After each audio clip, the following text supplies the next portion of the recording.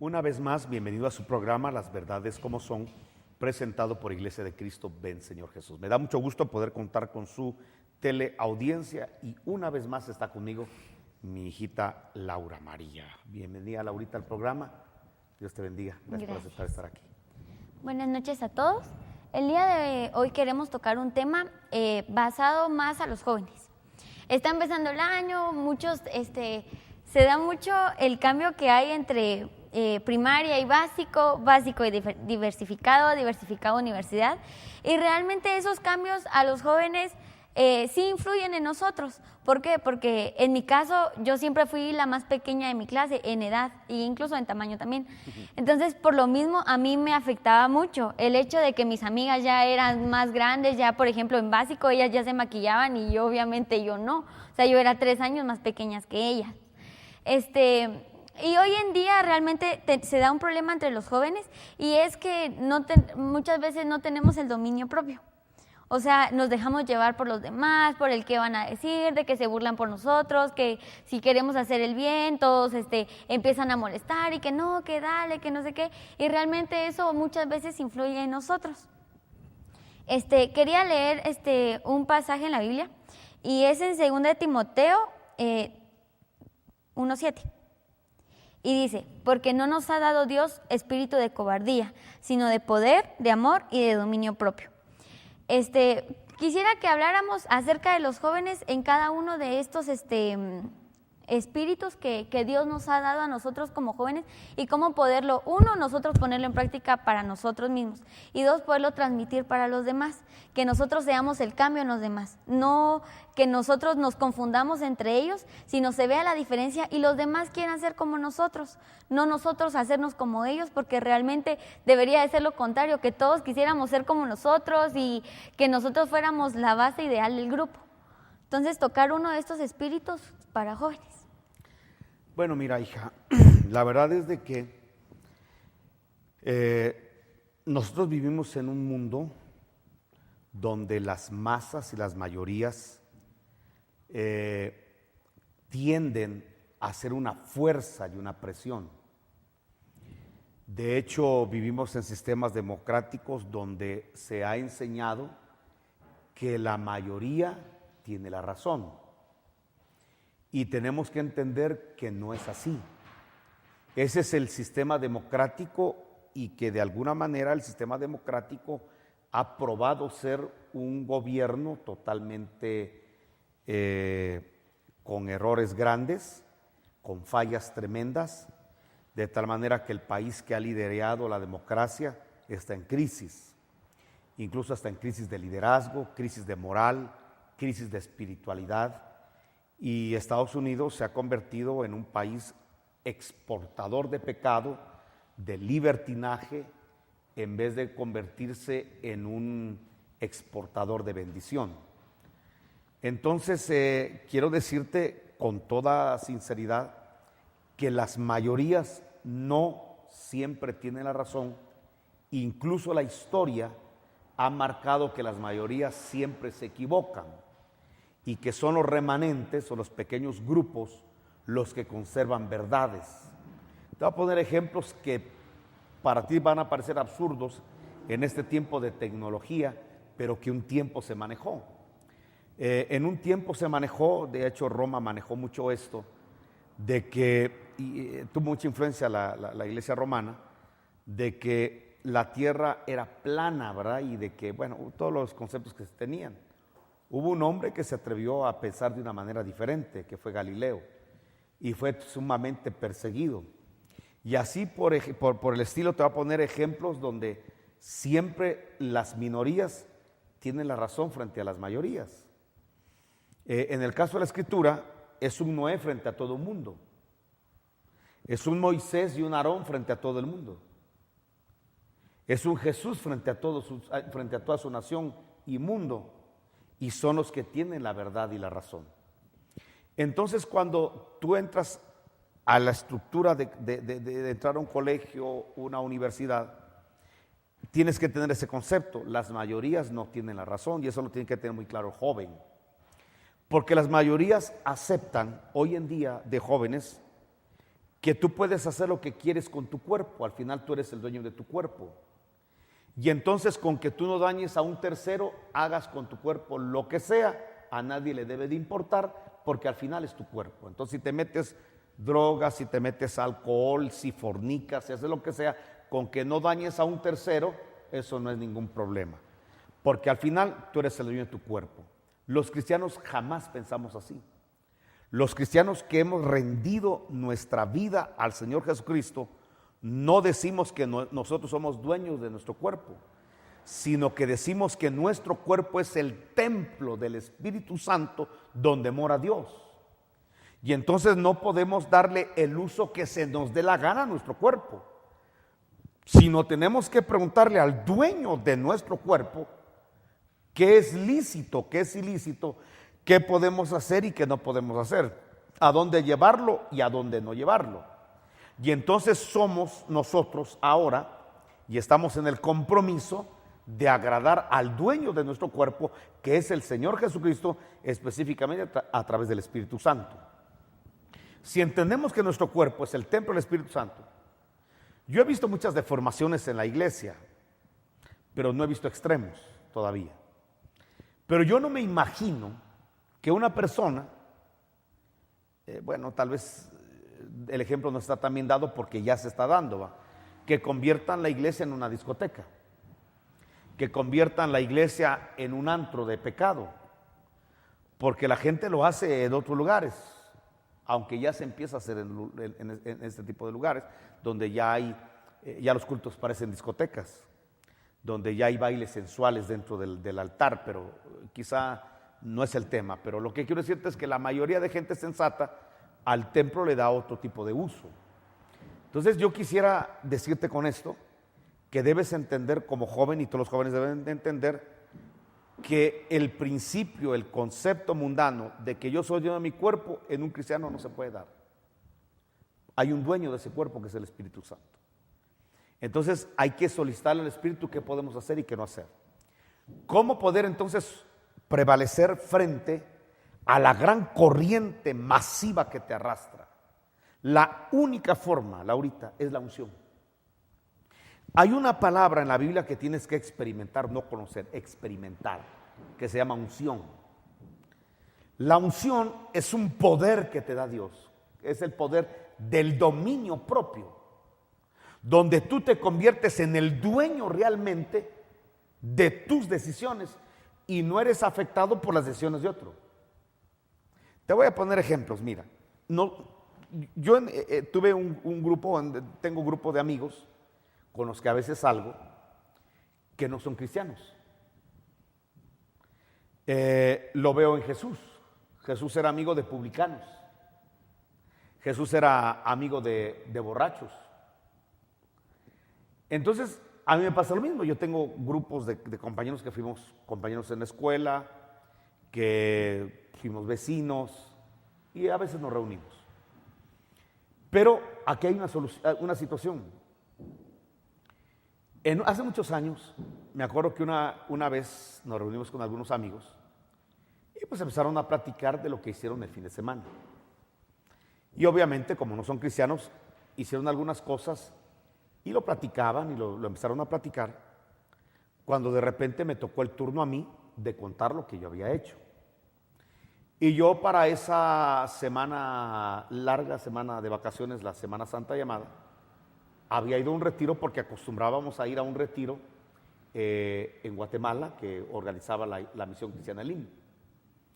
Y entonces me acuerdo que yo, cuando me preguntaron, ¿y tú qué hiciste? Pues yo me fui a un retiro, estuvo hermosísimo, vino un pastor que se llama, y ya iba yo a comenzar a compartir, cuando uno de ellos dijo, dijo, paren, yo no quiero escuchar eso, pues, o sea, ¿qué me importa? Ya vas a empezar con las cosas de religión, etcétera. Entonces yo sí me molesté.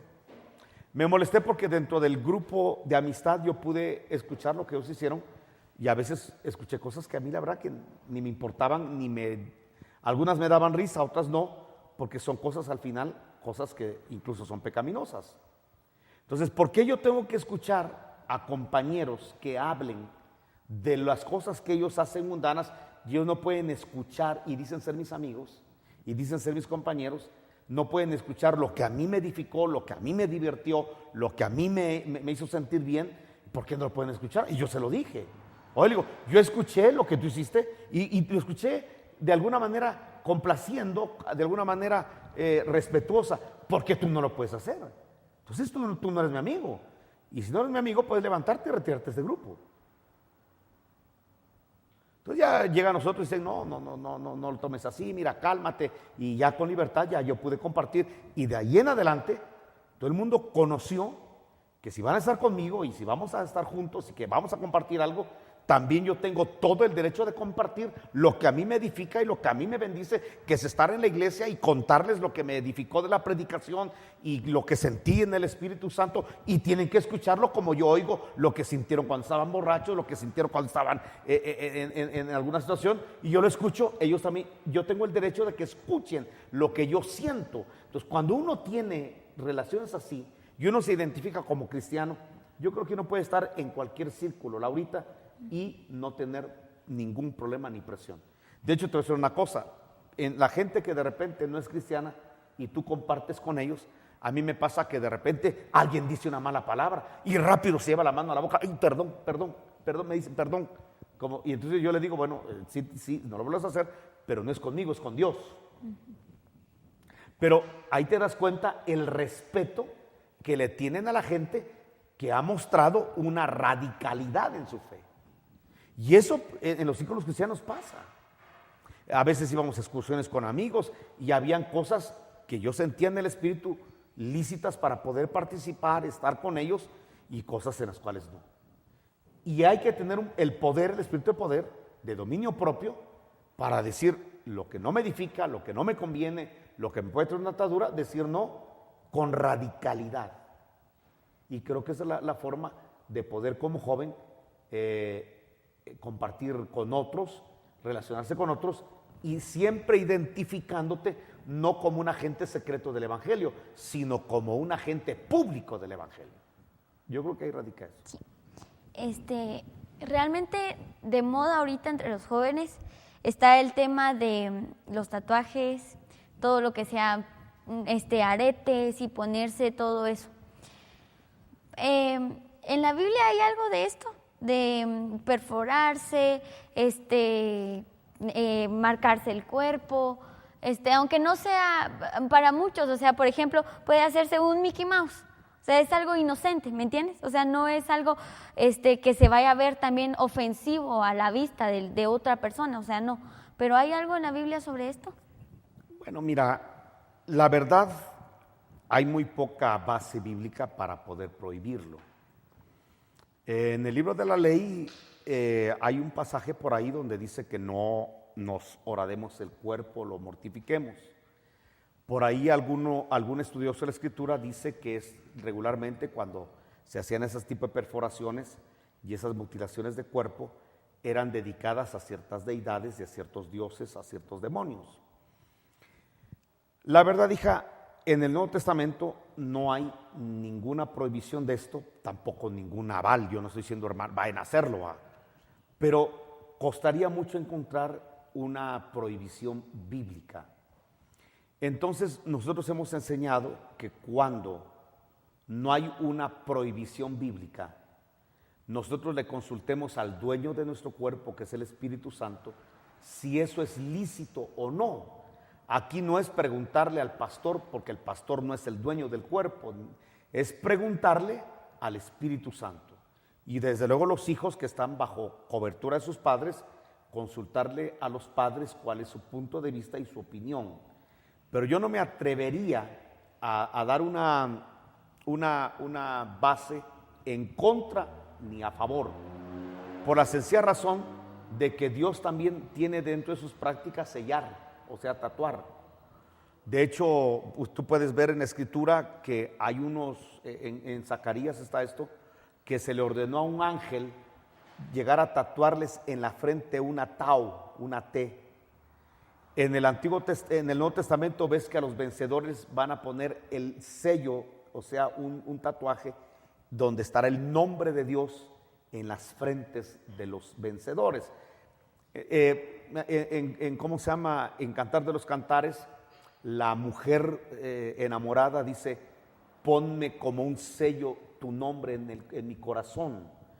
Entonces, yo no quisiera entrar a polémica. Yo creo que los hijos que están bajo cobertura de sus padres deben platicarlo con sus padres. Lo único que te puedo decir es que he leído, yo gracias a Dios no tengo ningún tatuaje, ni siento vía para hacerlo, ni nunca sentí del espíritu el impulso de hacerlo, pero yo quiero decirte con todo el corazón que he leído y hay estadísticas claras y testimonios claros de gente inconversa, que la mayoría de personas que en su juventud se tatuaron, al final se arrepintieron. Y como es algo que es irreversible, entonces yo apelaría para que la gente, primero, los hijos que están bajo cobertura de sus padres, consultaran con sus padres. Los que ya son independientes, le pregunten al Espíritu Santo, desde luego, cuál es el criterio de Él, cuál es la intención de Él para hacer esas cosas. Yo no me atrevo, te repito, porque no soy el dueño de los cuerpos.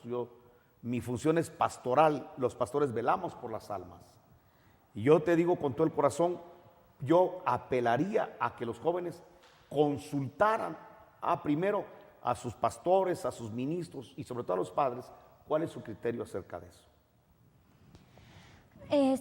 Hay respecto a las libertades que muchas veces da el Espíritu Santo de hacer ciertas actividades o ciertas cosas. Eso no significa, o sea, yo tampoco puedo venir y decir, el Espíritu Santo a mí me da la libertad de ir todos los fines de semana al parque, ir a bailar, ir a con mis amigos, salir, platicar. Yo siento que tampoco se trata de eso. ¿Cómo se maneja esto de las libertades del Espíritu Santo o cómo es que eso se da? Mira, hija, la Biblia es muy clara al decir que todo me es lícito.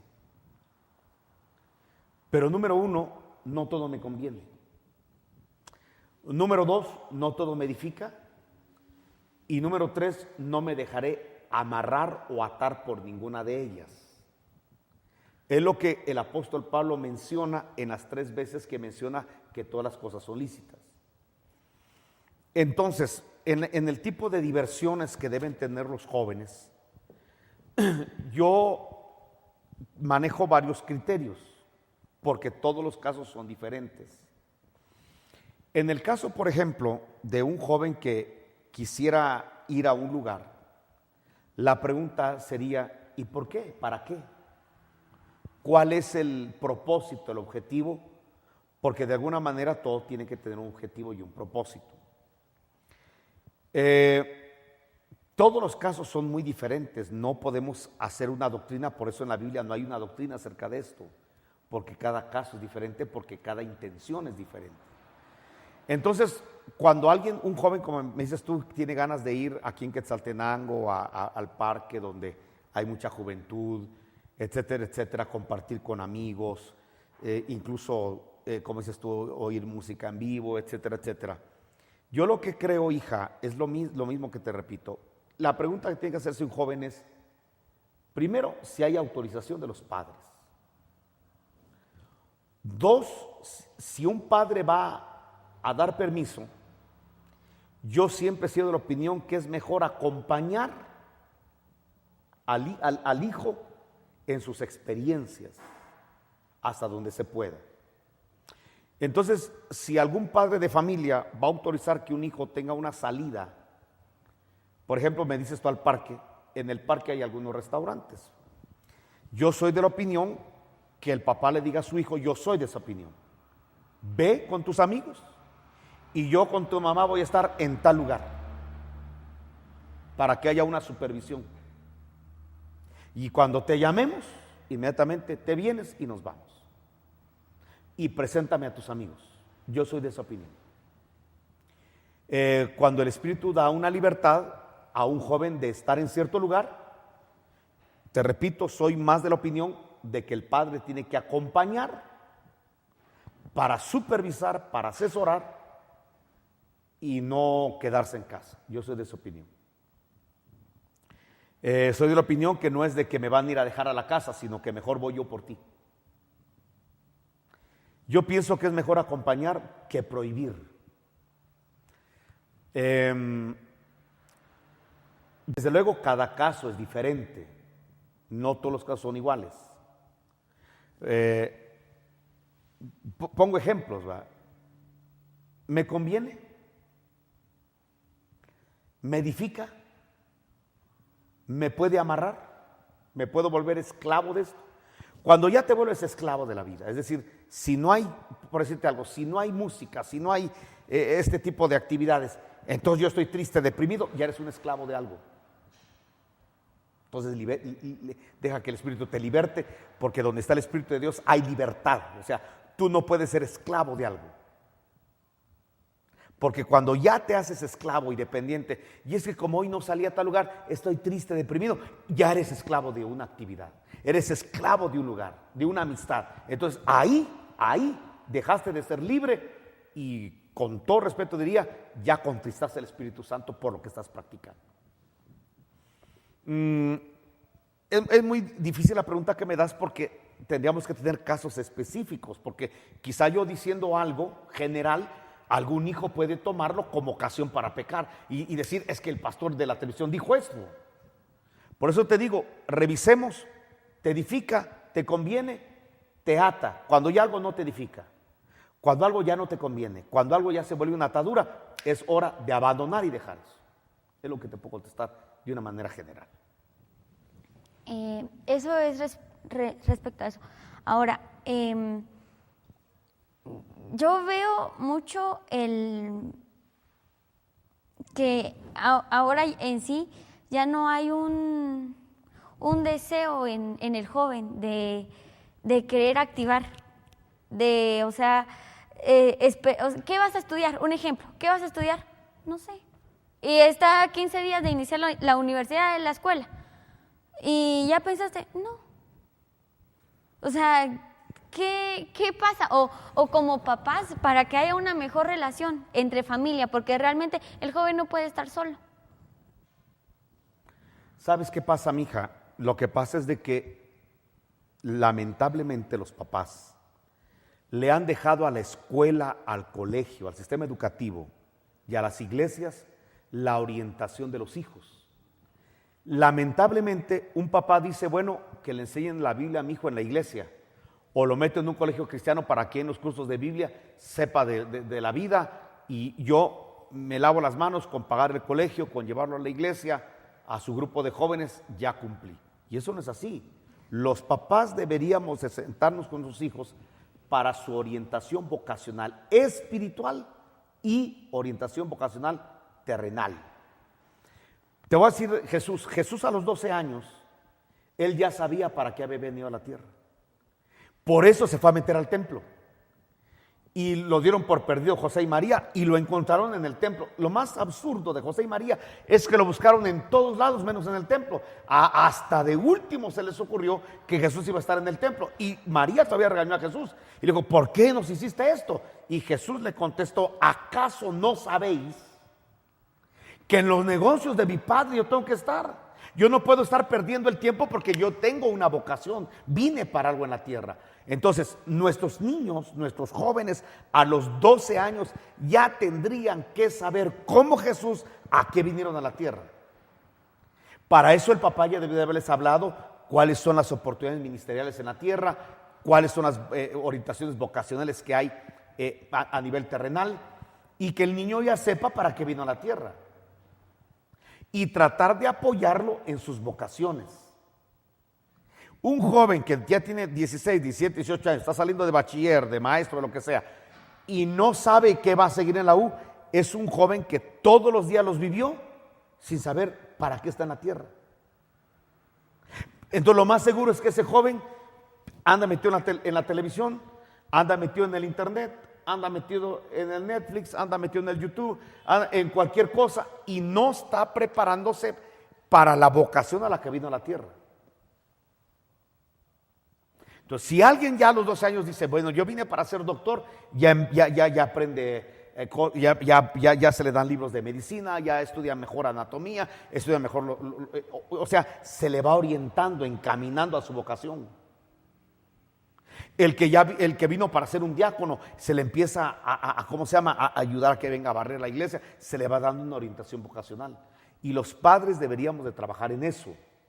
Pero cuando falla un José y una María, pues el joven tiene que orientarse en eso.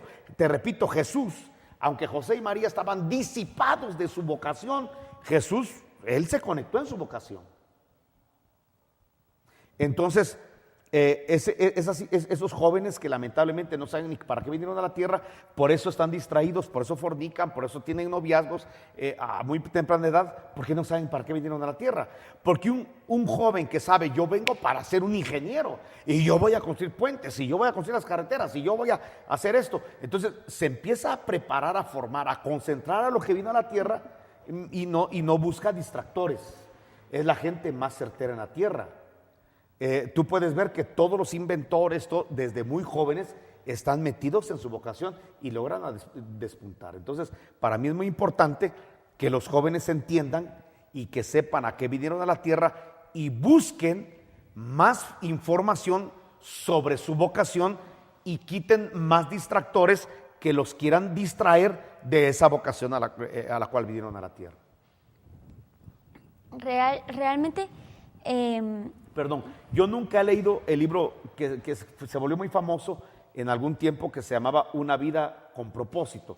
La verdad yo nunca lo leí, pero me imagino por el título que tiene mucho que ver con esto que estoy diciendo. Puede que me equivoque o no, pero vamos a que este título, Una vida con propósito, quiere decir que uno vino algo a la tierra y uno tiene que descubrir para qué vino a la tierra, para entonces que en nuestra vida lo que nosotros desarrollamos vaya encaminado a eso. Por ejemplo, hay papás que meten a los hijos a fuerzas básicas de fútbol porque quieren que su hijo sea futbolista y le compran uniformes, le compran pelotas, les compran el álbum del mundial, les compran el uniforme del equipo al que le van. Entonces ahí se está viendo que hay un trabajo para encaminarlo a una vocación deportiva. Así deberíamos ser en lo profesional y no digamos en lo espiritual. Hay un versículo muy bonito que a mí, la verdad, yo recuerdo que a mí me lo enseñaron cuando yo estaba en Juniors, aquí en la iglesia, y realmente a mí es un versículo que hasta la fecha aunque muchas veces a nosotros nos cuesta obedecer y aunque a veces a nosotros como jóvenes no nos gusta escuchar, o sea, el no lo hagas, el después te va a ir mal, y muchas veces no lo hacemos, realmente es un versículo que a mí en lo personal siempre me ha traído mucha bendición. Y lo tengo grabado y quisiera dejarlo hoy. Y es en Proverbios 1:8. Y dice, oye, hijo mío, la instrucción de tu padre, y no desprecies la dirección de tu madre, porque adorno de gracia serán tu cabeza y collares a tu cuello. Realmente a mí esa es una palabra que no sé, o sea, siempre y ahorita cabal que estábamos hablando otra vez, ese versículo.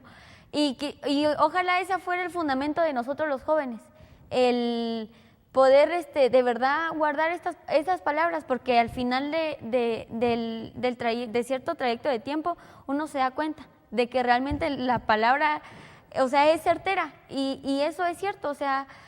Una obediencia a lo que el papá marca, a lo que la mamá marca. Mira, ¿sabes qué es lo que pasa, Laurita? Que los jóvenes están equivocados cuando piensan que nosotros somos personas del pasado.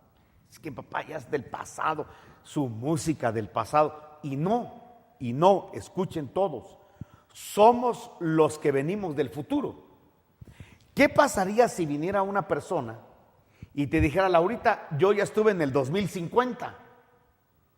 Y Laurita, tú vas a tener por estos errores estas consecuencias, esto, y yo ya te vi en el 2050, te fue mal en esto. ¿Y sabes por qué, Laurita? Porque hiciste esto, entonces guárdate de esto. Qué lindo sería, me explico, sería hermosísimo. Pues los papás somos los que estamos en el futuro y venimos al tu presente. Por ejemplo, yo en el caso mío, considérame como tu papá, como el que, no el hombre del viejo del pasado, no, yo soy el habitante del futuro, yo ya estuve en el futuro, en tu futuro. Y te vamos a decir, Laurita, si tú tomas, si tú fumas, si tú fornicas, si tú adulteras, si tú robas, si tú estafas, te va a ir mal. Pero si tú buscas a Dios, su palabra, le adoras, le alabas, le sirves, uy, Laurita, te va a ir bien. Y dices, ay, ya, papá, sí, es que mira, hija, yo vengo del futuro. Y en el futuro yo veo que te va a ir mal si haces esto. Si te juntas con tal persona, si tienes una relación con esa persona. Entonces yo, como habitante del futuro, te vengo a advertir que si tú no cambias tus decisiones, o si tú te encaminas por ahí, te va a ir mal. O si perseveras en la iglesia, si perseveras en el servicio, si perseveras en la alabanza, en la adoración, en la intimidad con Dios, te va a ir requete bien. Entonces, yo no vengo del pasado, yo vengo del futuro. Y si entonces los jóvenes nos vieran como los que venimos del futuro, para ayudarles en el presente a que ustedes en su futuro tengan una bendición, las cosas cambiarían. Y ese pasaje es muy claro. Oye la enseñanza de tu padre y la instrucción de tu madre. Te van a adornar. Al final será tu bendición. Porque solo un padre loco, endemoniado, quiere para su hijo el mal. Y entonces acepta que fornique, que adultere, que se emborrache, que se vuelva esclavo de las drogas, que se vuelva homosexual, solo un padre loco o endemoniado puede establecer eso. De ahí los padres tenemos un olfato que se llama discernimiento de espíritus, donde Dios nos permite olfatear cuando hay peligro para nuestros hijos. Y de repente no sabemos por qué. No vayas a esa reunión. Pero no voy a hacer nada malo, pero no vas a esa reunión. ¿Y por qué? No sé, pero no vas. Siento algo, es discernimiento de espíritu. O no te juntes con tal persona, o esa persona te conviene como una pareja, o cualquier cosa. Y la gente dice, pero ¿por qué? Mi papá no me tiene confianza. Momento, se activó un discernimiento de espíritus. Entonces ahí es donde dice la Biblia, oye el consejo de tu padre, escucha el consejo de tu madre, oye la instrucción que te da. Porque las instrucciones, los consejos que damos, es porque de repente olfateamos algo que no sabemos explicar por qué, pero es un peligro. O, mi hija, ve por ahí porque siento que está... Y hay bendición porque se activó el discernimiento de espíritus. Amigos televidentes, mi hija, llegó el fin del programa y yo le doy gracias a Dios porque nos permite este tipo de plática con mi hija y espero que lo que platicamos nosotros a usted también le sirva en algo. Que el Señor le bendiga, le guarde. Este es el programa Las Verdades Como Son, presentado por la Iglesia de Cristo. Ven, Señor Jesús. Yo espero que si usted no tiene dónde congregarse, si es nuestra oveja por televisión, venga a la iglesia, venga a los cultos. Ahí en pantalla aparece nuestra dirección y la forma de cómo contactarnos por los diferentes medios sociales y medios de comunicación. Que Dios le bendiga y le guarde.